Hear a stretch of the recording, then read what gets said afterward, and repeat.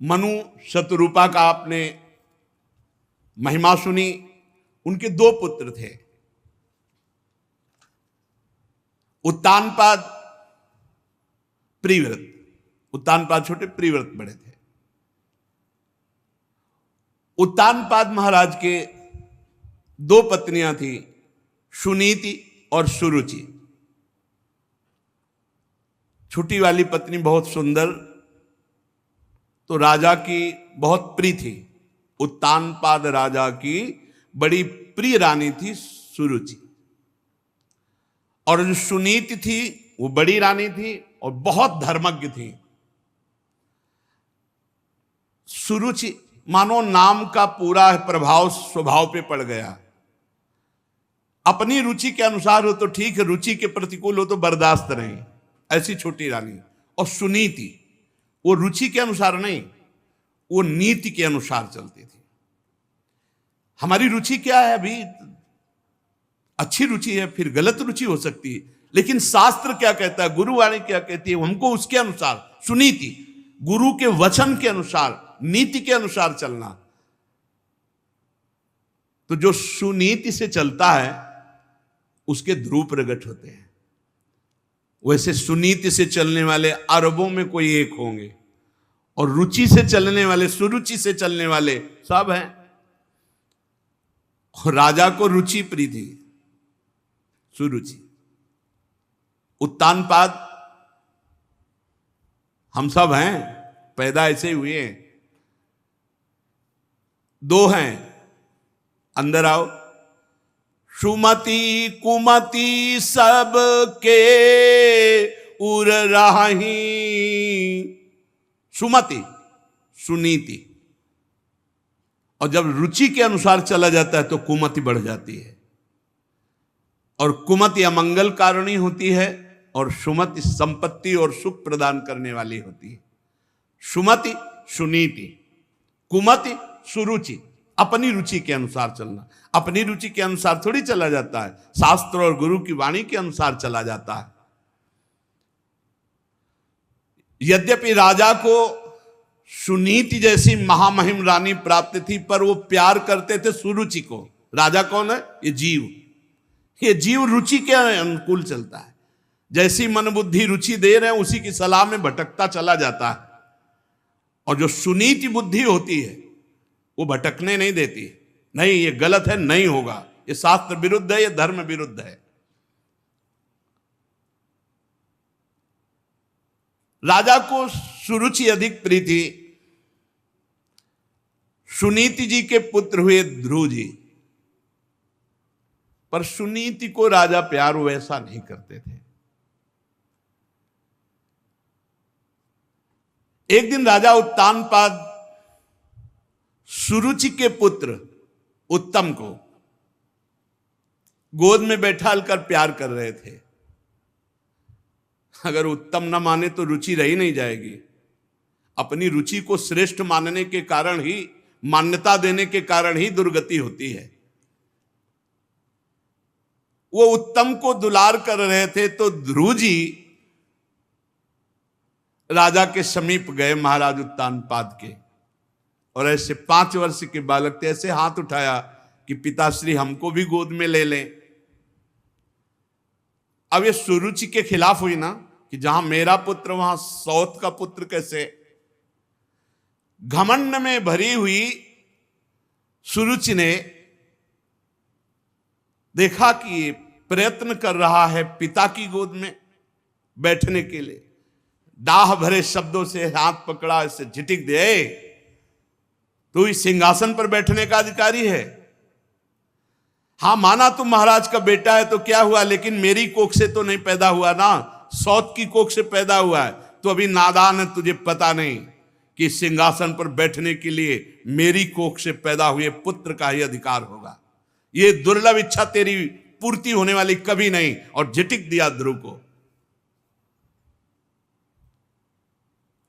एक बात सुरुचि के मुख से बहुत अच्छी निकल गई। तपसा आराध्य पुरुषम तस्यैवानुग्रहेण में गर्भे त्वं साधयात्मानम यदि इच्छसि नृपासनम।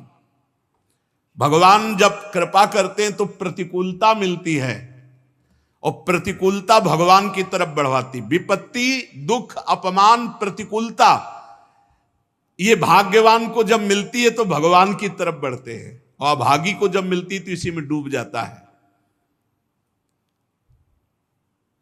ऐसे अपमानित करना छोटे बालक है, तू पिता की गोद में बैठने का अधिकारी नहीं, क्योंकि तू दूसरी माता के गर्भ से, माना तू राजा का पुत्र है, लेकिन मेरी कोख से जन्मे तब तू अधिकार प्राप्त करेगा। तपसाराध्यम पुरुषम तस्यैव अनुग्रहेण में, जा परम पुरुष भगवान की आराधना कर और उनकी कृपा मना, और फिर मेरे गर्भ से जन्म ले, तब इस सिंहासन पर गोद पे बैठने का अधिकारी होगा।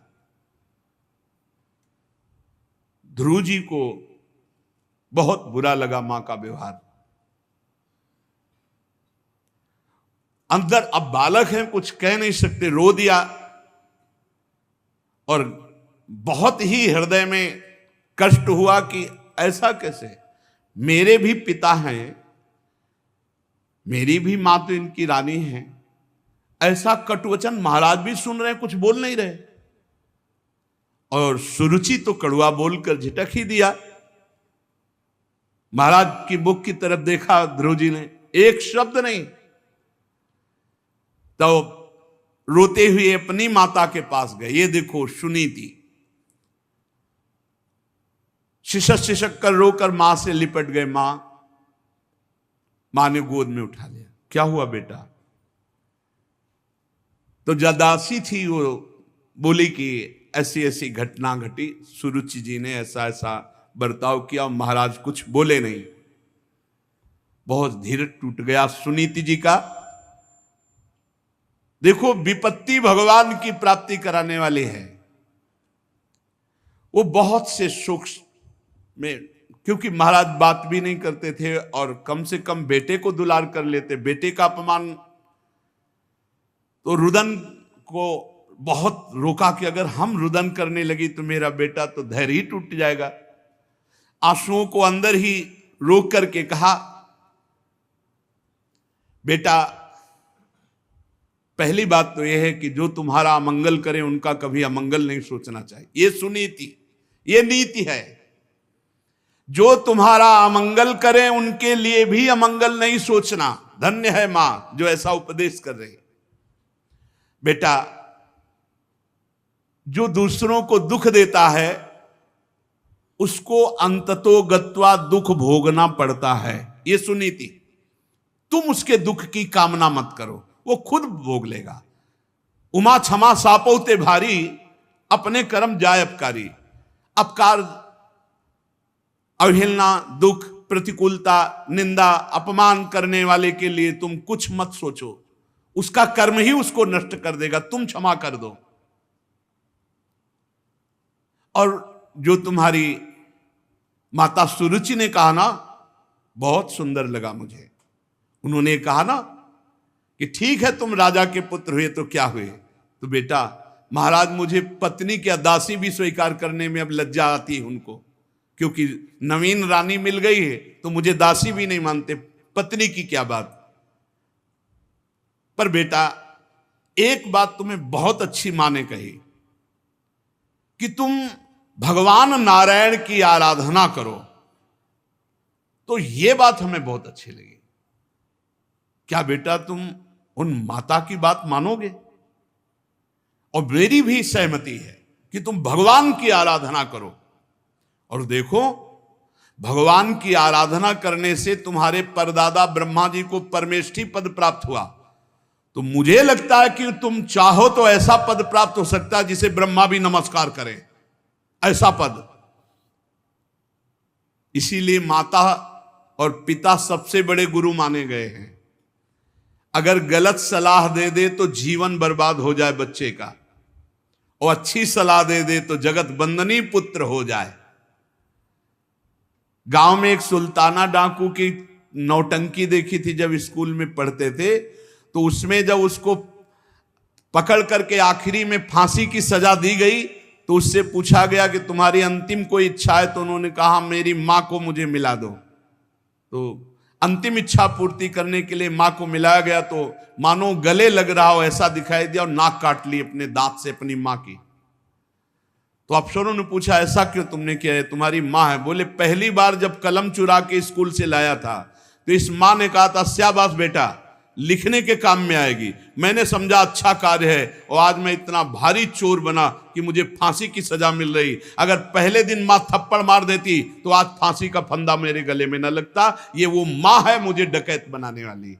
मां प्रथम गुरु है, इसीलिए बहुत संभल कर आचरण करना चाहिए बच्चों के सामने, बहुत संभल कर जबान खोलनी चाहिए, ऐसा व्यवहार ऐसा बर्ताव जिससे उनके संस्कार गलत ना होने पावे।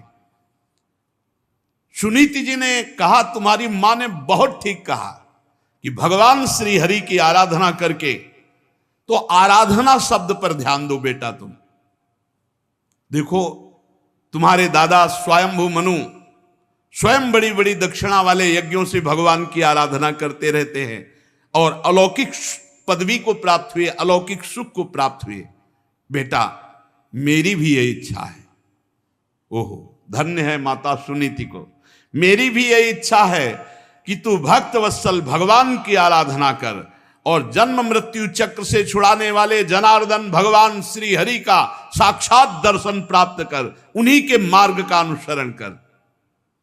बेटा जब तू पवित्र हृदय से भगवान का भजन करके पुकारेगा तो बहुत जल्दी भगवान तुझे दर्शन दे देंगे और भगवान का मिलना परम मंगल। बेटा कमलदल लोचन भगवान श्री हरि को छोड़कर कोई तुझे दुख रहित कर सके ऐसा मुझे नहीं दिखाई देता। इसीलिए बड़े बड़े ऋषि मुनि महात्मा जन ब्रह्मा आदि जिनकी वंदना करते रहते हैं उन्हीं भगवान को तू रिझा ले। लक्ष्मी जी दीपक की भांति कमल लेकर जिनकी खोज करती रहती उन्हीं भगवान को तू रिझा ले। मेरी भी यही इच्छा है। माता के जब वचन सुने तो रोना बंद कर दिया और विचार किया कि जब मां की भी यही अनुमति है तो मुझे बुरा नहीं मानना चाहिए भी माता के वचन को, और अब मैं भगवान की आराधना करूंगा। साष्टांग दंडवत हुए मां के चरणों में और कहा मां अब मैं तभी आपके सामने आऊंगा जब भगवान का दर्शन पालूंगा। प्रणाम किया। 5 वर्ष के बालक ध्रुव जी हैं और भगवान की प्राप्ति के लिए राज्य से निकल पड़े। जब कोई भगवान की प्राप्ति के लिए चलता है तो गुरु की अत्यंत आवश्यकता होती है। बिना गुरु के भगवत प्राप्ति असंभव, असंभव। चाहे शिव बिरंच सम होई, गुरु बिनु भवनिधि तरह न कोई। बिना गुरु के परम गुरु देवर्षि नारद जी उसी समय आ गए। नारदस तदुपाकर्ण्य ज्ञात्वा तस्य चिकीर्षितम स्पृष्ट्वा मूर्धन्य पाणिना प्राह विस्मितः। ध्रुव जी को ऐसे दुलार कर ले, कहा जा रहे हो राजकुमार, कहा जा रहे हो? देवर्षि नारद। ध्रुव जी एकदम सावधान। नारद जी देख रहे कैसा स्वभाव इस बालक का दृढ़ है, मतलब एक नेत्रों से तेज प्रकट हो रहा है ध्रुव के। तुम नन्हे से बच्चे हो, सौतेली मां के कटु वचन से तुम्हारा हृदय दुखी हुआ।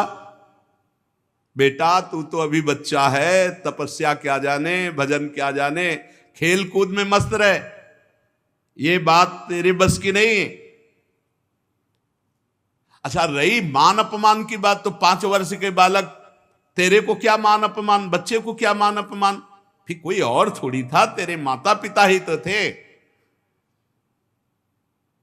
देखो तुम्हारा यह ज्ञान है जो तुम बुरा मान रहे हो, लौट जाओ, अपने घर जाओ, खेलो कूदो, तुम्हारी तपस्या या भजन करने की अवस्था नहीं। जीव को अपने कर्मानुसार भोगना पड़ता है, सुख दुख मान अपमान लाभ हानि, संतुष्ट रहो। ऐसा मत विचार करो कि कोई अपमान किया। अच्छा, तू माता के उपदेश से योग साधना के द्वारा भगवान की प्राप्ति करने चला है। अरे तुम्हारे जैसे बालकों के लिए ये बहुत कठिन है। ये तो बड़े बड़ों के लिए कठिन, तुम तो अभी बालक हो। बड़े बड़े योगी जन अनेक जन्म जन्मांतर साधना करते रहते हैं, बड़ी बड़ी कठोर तपस्याएं करते रहते हैं, पर भगवान के मार्ग का ही पता नहीं पाते। भगवान की प्राप्ति तो जाने दो। इसलिए हाथ छोड़ो, घर वापस जाओ। जब बड़े हो जाना तब फिर साधना के लिए प्रयत्न करना। देखो, जब कोई भगवत मार्ग में, सही मार्ग में चलता है तो उसकी परीक्षा होती है। प्रलोभन और भय, ये दो परीक्षाएं होती हैं। भय दिखाया जा रहा है देवर्षि नारद जी ने। दुखी नहीं होना चाहिए, वापस लौटो, जाओ, खेलो कूदो, आनंद लो। ध्रुव जी ने कहा पहले तो हमारा प्रणाम स्वीकार करें, और दूसरी बात यह है कि आपको पता होना चाहिए कि मैं कौन हूं। मैं क्षत्रिय स्वभाव का राजकुमार हूं। मेरे में विनय का अभाव है। एक बार जो ठान लिया उसे कोई तोड़ नहीं सकता। ये बात पकड़ो। उपासक की जिद ऐसी होनी चाहिए कि अब अगर हम भगवान के मार्ग में चल दिए तो गर्दन कटा सकते हैं, प्राण हमारे चले जाए, लेकिन कुमार्ग में नहीं चल सकते, मनोरंजन नहीं कर सकते। देखो देवर्षि नारद जी समझाए, उत्तर क्या दे रहे ध्रुव जी। सुरुचि माता ने कटुवचन रूपी बाणों से मेरे हृदय को विदीर्ण कर लिया। हे देवऋषि, आपके उपदेश वहां तक नहीं पहुंच पा रहे। ब्राह्मण, मैं आपके सामने नियम लेता हूं, मैं उस पद पर अधिकार करूंगा जो मेरे बाप बाबा को भी नहीं प्राप्त हुआ। बाप उत्तानपाद, बाबा स्वयंभू मनु, परमेष्ठी पद भी जिसे नमस्कार करता है वो ध्रुव पद है, आज भी विराजमान है। मैं त्रिलोकी में सर्वश्रेष्ठ पद पर, क्या निष्ठा है, क्या निष्ठा है। पदम त्रिभुवनोत्कृष्टम जिगीषो साधुवर्त में, मैं वो त्रिभुवन में सबसे बड़ा पद प्राप्त करना चाहता हूं जिसे बाप बाबा पर बाबा को भी नहीं मिला है। पितृभिर ब्रह्मन नन्यैरपि, जिन्हें अन्य किसी को प्राप्त ही नहीं हुआ, चाहे हमारे बाबा हो चाहे हमारे पर बाबा हो। अगर आप कृपा करना चाहते हैं तो मुझे उपाय बता दीजिए, बस वापस जाने की तो बात आप बंद कर दीजिए। आप सर्वज्ञ हैं, मुझे वो उपाय बताइए जिससे वो पद प्राप्त होगा। ध्रुव जी की बात सुनकर नारद जी बहुत मुस्कुराए। देखा चेला पक्का है। नारद जी ने कहा, बेटा तेरी माता सुनीति ने जो तुझे बताया वो तेरे लिए परम कल्याण का मार्ग है। बहुत सुंदर, बहुत सुंदर। भगवान श्री कृष्ण ही, भगवान श्री हरि ही वो उपाय है जिससे परम पद प्राप्त होता है। तू चित्त लगाकर उन्हीं का नाम जप कर, भजन कर।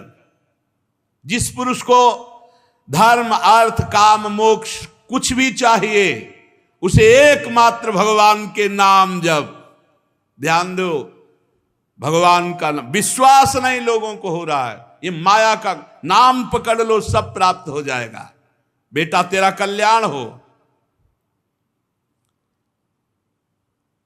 अब तू यमुना जी के तटवर्ती परम पवित्र मधुवन मथुरापुरी को जा। आदेश किया। यहां देखो, मधुवन से भी श्रेष्ठ वृंदावन माथुरपुर में, माथुर मंडल में सबसे श्रेष्ठ ब्रज 84 कोस, उसमें भी गोष्ठ वृंदावन, गोपी वृंदावन, फिर नवनिवृत्त निकुंज वृंदावन। श्री हरि का नित्य निवास मथुरा में है, इसलिए तू मधुवन को जा। मथुरा नित्य कृष्ण को वास, निस्दिन श्याम न छाड़त पास, ता सकल लीला कही। वहां श्री हरि नित्य विराजमान रहते हैं। पुण्यम मधुवनम यत्र सानिध्यम नित्यदा हरे। बड़ा पुण्यमय क्षेत्र है मथुरापुरी, यहां नित्य भगवान श्याम सुंदर विराजमान रहते हैं। और परम पावन श्री यमुना जी, कालिंदी जी, उनमें तीनों समय स्नान करना। स्नात्वानुशवनम तस्मिन कालिंद्याः सलिले शिवे कृत्वोचितानि निवसन्नात्मनः कल्पितासनः। 3 टाइम यमुना जी का स्नान करना और स्थिर होकर बिना हिले डुले शरीर को ऐसे रेचक किया जाता है, ऐसे पूरक किया जाता है, ऐसे कुंभक किया जाता है। प्राणायाम सिखाया, प्राणों को वश में करना। भूख प्यास पर विजय प्राणों को वश में करने से हो जाती है। और निरंतर प्रसन्न रहते हुए भगवान का नाम जप करते हुए उनका ध्यान करना।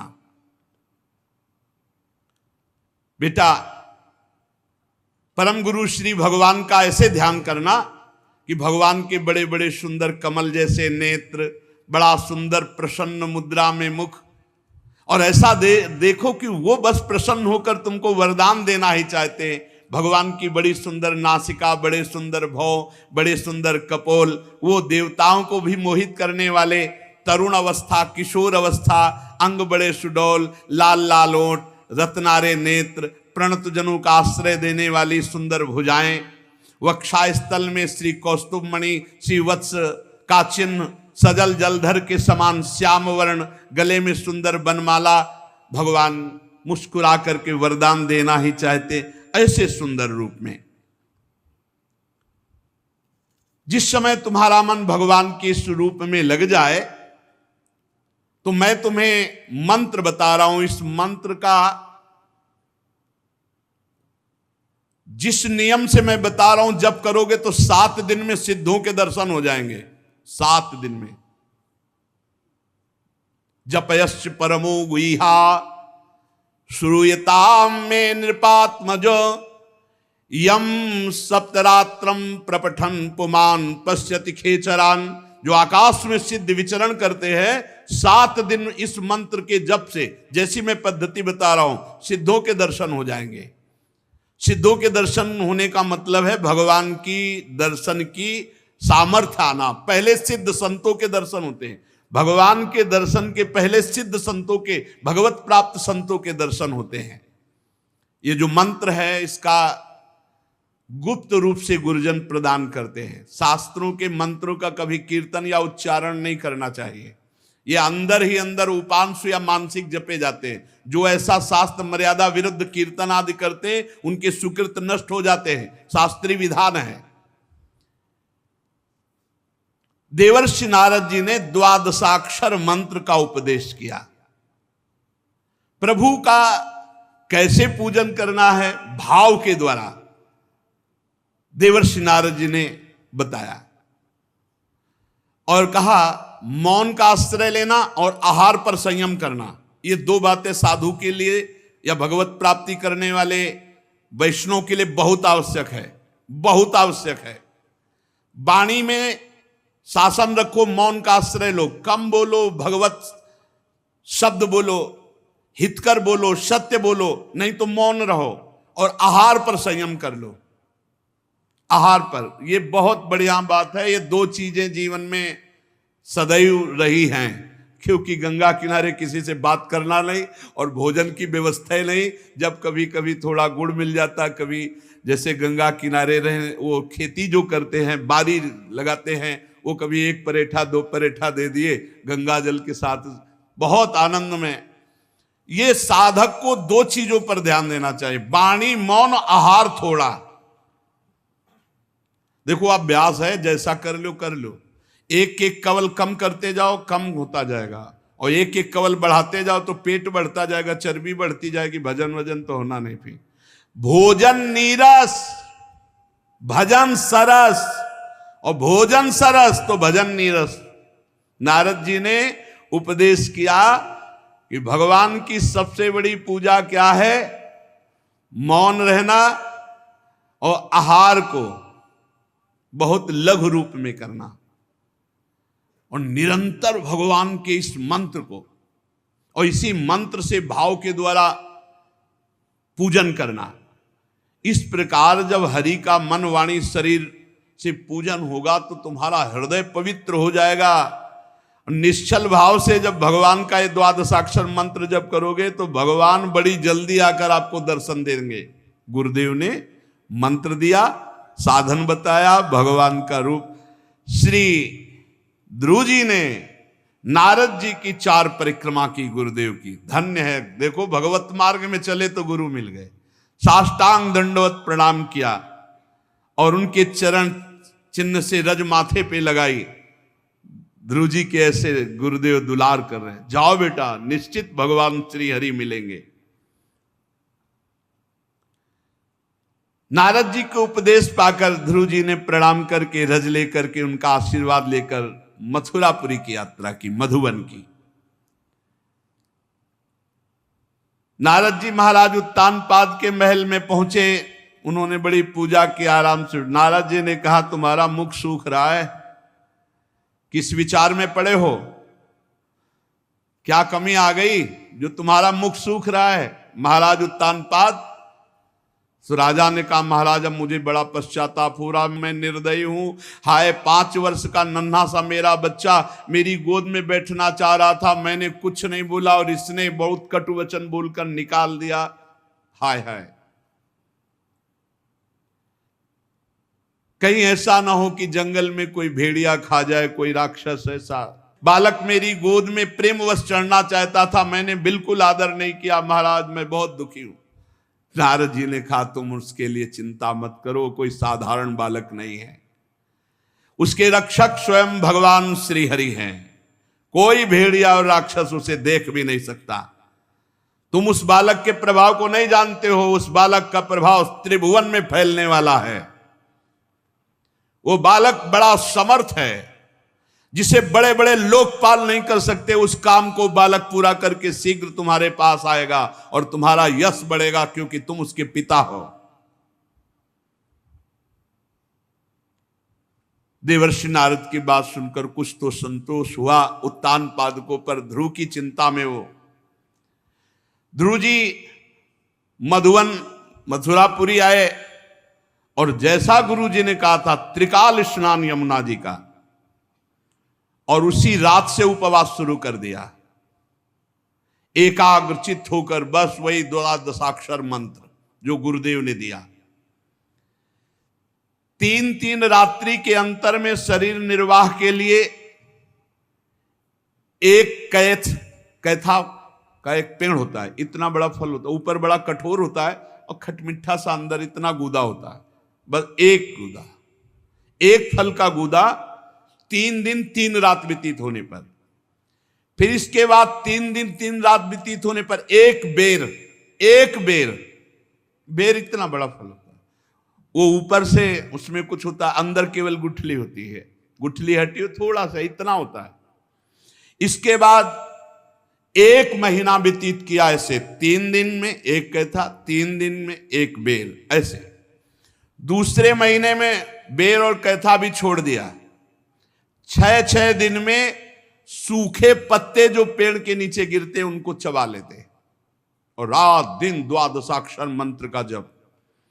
तीसरे महीने पर 9 दिन पर केवल 1 अंजुली जल पी लेते, पत्ते भी खाना छोड़ दिया। चौथे महीने में जल पीना भी छोड़ दिया, केवल श्वास, बस वायु चल रही है, और वायु भी 12 दिन तक रोकने लगे। 12 दिन वायु ही नहीं लिया। पर बहुत विचित्र, 5वें महीने में श्वास को जीतकर एक पैर केवल खंबे केवल खड़े होकर के, जैसे खंबा, ऐसे एक पैर केवल, दोनों हाथ ऊपर उठाए, श्वास को रोक लिया, मन को खींचकर परमात्मा में पूर्ण स्थित, श्वास बंद। गजब की साधना, गजब की। जे ही पर ब्रह्म की धारणा करके श्वास बंद करके हाथ उठाए, 12 दिन तक श्वास ले, त्रिभुवन कांप उठा। जैसे ध्रुव जी ने श्वास रोक करके समाधि भाव से तो पृथ्वी कांपने लगी, त्रिभुवन में हाहाकार मच गया, बड़े बड़े देवता लोकपाल ब्रह्मादि भयभीत हो गए, श्वास सबकी रुक गई, सबकी। ध्रुव जी ने अपनी रोकी तो सबकी रुक गई, अन्य जीवों का सब श्वास प्रश्वास रुक गया। लोकपाल घबरा कर ब्रह्मा जी सहित सब हरि की शरण में, भगवान सृष्टि का नाश हो जाएगा, सबकी प्राणवायु रुक गई, अभी अभी एक क्षण में सब मर जाएंगे, आप दुख से छुड़ाए। भगवान ने कहा डरो मत, ये कोई अनिष्टकारी बात नहीं। उत्तान पाद के पुत्र ध्रुव ने मुझ विश्वात्मा में चित्त को लगाकर अपनी श्वास रोक ली तो सब विश्व की श्वास रुक गई, क्योंकि भगवान विश्वात्मा है। मैं अभी निवृत्त करता हूं इस तप से। सब देवता लोग अपने अपने लोक को, भगवान तत्काल गरुड़ पर चढ़े और मथुरापुरी आ गए। गरुड़ की जो गति है वो मन से भी बढ़कर है। जैसे मन, आप बंबई गए तो एक सेकंड के भी कम हिस्से में बंबई पहुंच जाएगा, इससे भी ज्यादा तीव्र गति गरुड़ भगवान की है। वहां पहुंच गए, देखा बिजली की तरह कांति है ध्रुव की चमकते हुए, अब परम पवित्र देदीप्यमान। इधर ध्रुव जी जो ध्यान कर रहे थे भगवान का, वो अंतर ध्यान हो गया, घबरा गए। जे भी नेत्र खोला तो जो अंदर ध्यान कर रहे थे बाहर भगवान विराजमान। ओ सामने खड़ा प्रभु को देखकर प्रेम अधीर हो गए। छठवें महीने में भगवत साक्षात्कार। जब भगवत मिलन की चाह लगती है तो नहीं खान पान ते भावे है, नहीं कोमल वसन सुहावे है, सब विषय लगे ते खारा है, हरि आशिक का मग न्यारा। हाय हाय मच जाता है और फिर ऐसा अनुभव होने लगता है आज भगवत साक्षात्कार होगा, आज विश्वनाथ जी मिले, आज मन अति हरस जनावन ते ही, आज देखी हो परम सनेही। और भगवान निहाल कर देते हैं। ध्रुव जी ने सामने देखा जो अपने ध्यान का विषय प्रभु थे, वो सामने गरुड़ ध्वज भगवान गरुड़ पर विराजमान है। साष्टांग दंडवत भगवान के सामने ध्रुव जी प्रेम अधीर होकर लौट गए। भगवान कूद पड़े गरुड़ जी से, जैसे मां अपने बालक का ऐसे ध्रुव जी को उठाकर भुजाओं से कस ले, मानो मां बरस रही ले, जैसे मुख से चूमना, नेत्रों से करुणा बरसाना, हृदय। ऐसा थोड़ी होता है कि भगवान कोई ध्यान में मिल गए तो हम होते हैं भगवत साक्षात। भगवान ऐसे मिलते जैसे आप बैठे हो, बस लगन, तीव्रता, चाह, कहो सो कहां जहां प्रभु ना हो, यहीं बैठे देख रहे हैं। बहुत देर तक ध्रुव जी प्रेम मगन, भगवान भी प्रेम मगन। अब ध्रुव जी कुछ बोलना चाहते हैं, भगवान की स्तुति करना चाहते हैं, पर बालक है 5 वर्ष के, हाथ जोड़ते कुछ बोलने की, पर क्या भगवान के सामने बोले, हिम्मत भी नहीं पड़ रही और कुछ आता भी नहीं कि भगवान की कैसे स्तुति करे। भगवान ने ध्रुव जी की ये स्थिति देखकर पांचजन शंख को कपोल पे छुआ दिया। ध्रुव जी के जो ही छुआया तो तत्काल ब्रह्मबोध हो गया। इसमें लिखा है तत्काल अपने स्वरूप का बोध ध्रुव जी को हो गया, ब्रह्मबोध हो गया छुआते ही। ये बड़ी महिमा की बात है। दैवीम परिज्ञात परमात्मा निर्णय, आत्मबोध हो गया। मम दर्शन फल परम अनुपा, जीव पावलिज सहज, ब्रह्म के स्वरूप का बोध हो गया और दिव्य वेद ध्रुव जी के मुख से निकलने लगे। ध्रुव जी ने भगवान की बड़ी दिव्य स्तुति की। सो आगे